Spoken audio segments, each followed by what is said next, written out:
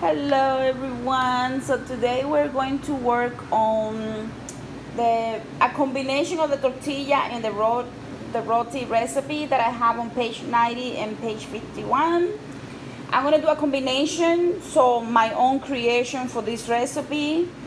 I'm going to use different flours just so you can see how you can take the recipe and make it into something else, even add more flavor if you want to.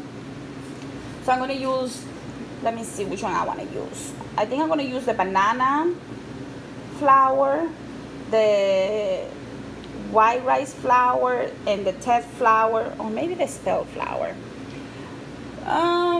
This is hard. I have to decide. I think I'm going to do the Tet.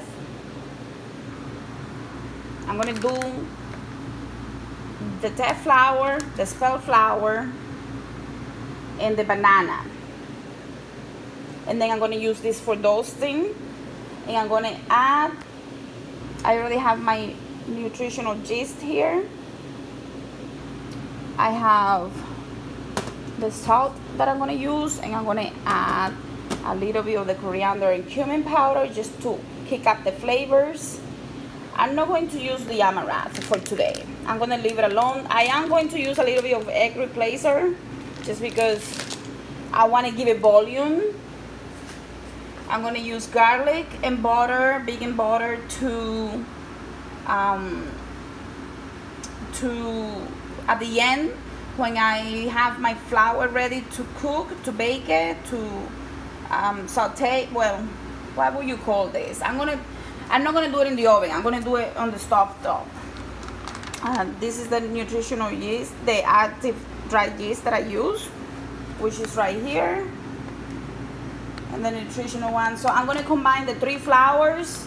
I'm going to do less than the full cup because I don't want too much. I'm not gonna make enough for a lot of people. It's just gonna be for me for this recipe. So what I'm gonna do is that this is the banana one. I'm gonna sift it through just to make sure that I don't have anything in the flour that doesn't belong there. And this, if it doesn't go down, just put it in the trash. Okay? So that's gonna go in the trash, whatever that is. It's, you know, from the container. So that's gonna go in the trash. So that's the banana. I am going to do 1/3 of the recipe. So instead of the full cup, I'm gonna do 1/3 cup of each of the flours. Guys, I am not going to use the spelt flour because I want to make this gluten-free, and just in case someone has issues with gluten. But if you don't have any issues with gluten, then you can definitely use the spelt flour. The other flours are gluten-free, so we're fine. So I have the Tet flour here. I decided to do a little more of the 1/3 just because I'm going to bring some to my sister. She better eat it because otherwise I'll kill her. Oh, did I say that on camera? I didn't mean to say that. So I'm just going to sift it through. So I have my 3 flours here combined. I am going to take a little bit of the, I'm not making this exactly as the recipe because I modified the recipe with the quantities. So just, you gotta go based on your intuition, guys. If you need more salt, you know, you can add more, but we are learning to use intuition here. So I have the yeast, the active yeast going. I'm gonna wait a couple of more minutes. I added too much water because I'm gonna add the water to the mixture anyway, so I don't care if it's a tablespoon or a little more, just so I can mix it around. I am going to do the active yeast.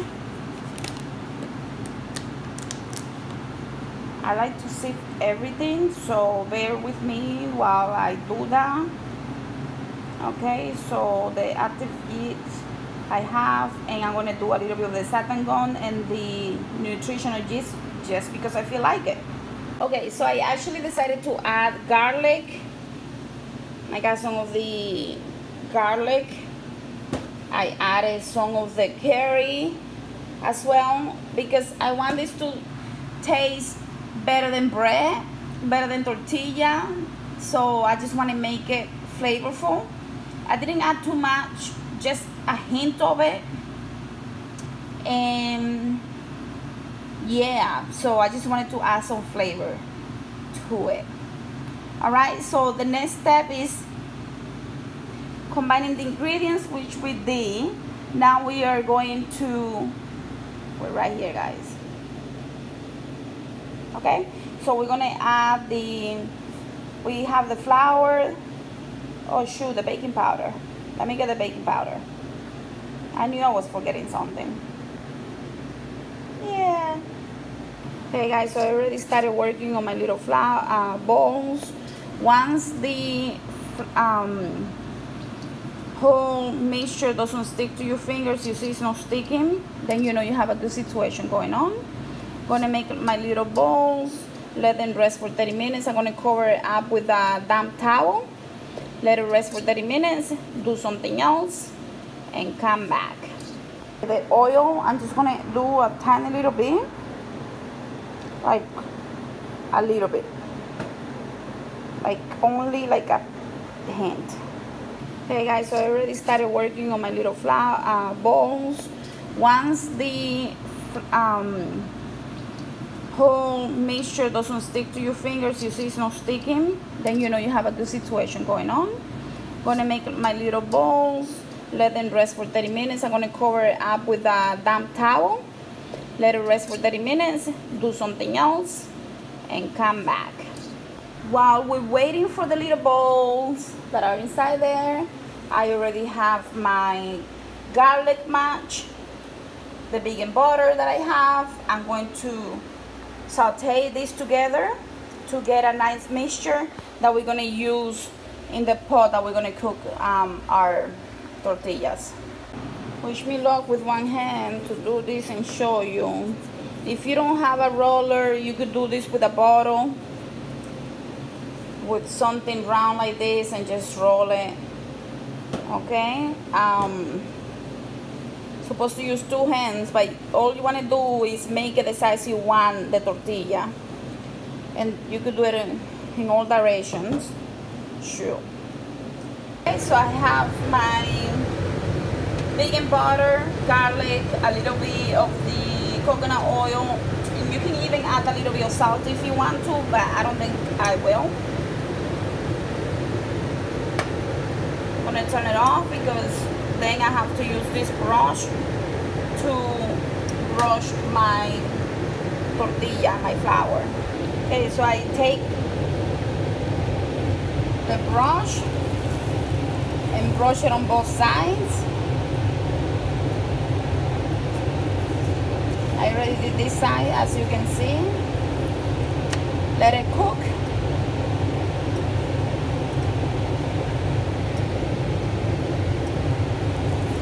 Want to get all of it.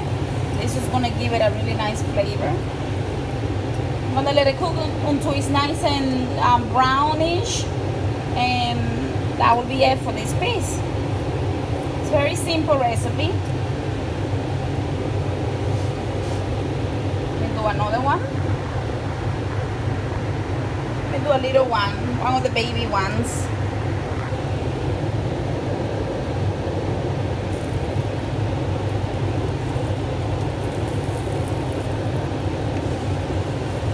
It's on low heat. Oops, I broke my, because I'm only using one hand, I broke my perfect round shape. Do that for all of them and then we're done.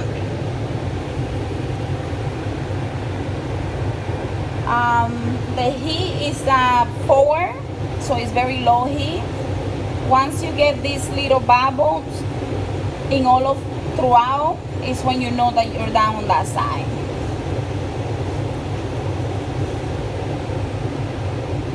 And if you need to check, you can check. Let me get something to check for you. Alright, so let's see if we can flip it.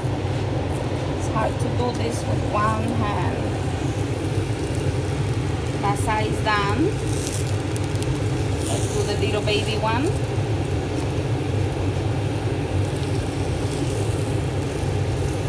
It needs more. Let me flip it back out. Both sides need to cook really well.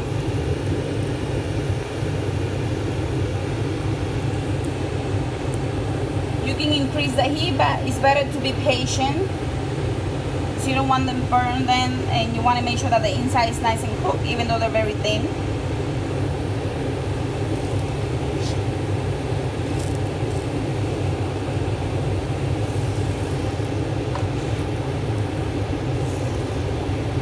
You could use this for tapas, like little tapas. The bigger ones, they don't have nice shape because I couldn't do the nice shapes because I'm only using one hand. But you can do the shapes and then make them a little bigger so you can fold them or whatever, eat it with whatever.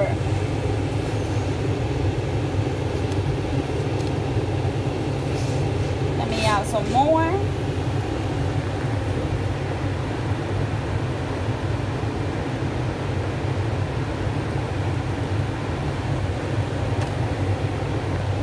I got too much flour on that one because I couldn't take it out. I'm gonna move this around. Make sure you get some garlic pieces.